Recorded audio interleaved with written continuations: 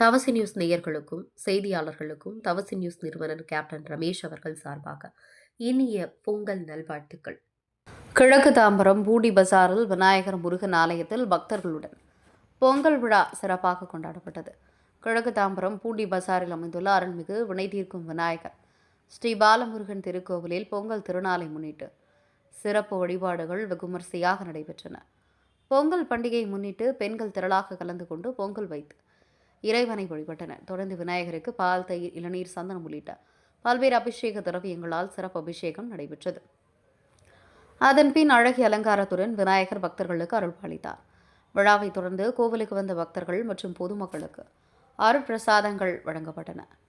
இதில் ஏராளமான பக்தர்கள், பொதுமக்கள் மற்றும் வியாபார சங்கத்தினர் கலந்து கொண்டு விநாயகரின் அருளை பெற்று சென்றனர். இந்நிகழ்ச்சிக்கான ஏற்பாடுகளை திருக்கோவில் நிர்வாகிகள் தலைவர் முனுசாமி, உப தலைவர் கிட்டு, செயலாளர் ராதாகிருஷ்ணன், பொருளாளர் புருஷோத்தமன் மற்றும் பாலச்சந்திரன், ராதா உள்ளிட்டோர் சிறப்பாக செய்தனர். பொங்கல் விழா ஆன்மீக திருவிழாவாகவும் சமூக ஒற்றுமை வெளிப்படுத்தும் நிகழ்வாக அமைந்தது. தாம்பரம் செய்திகளுக்காக எஸ். பிரபு.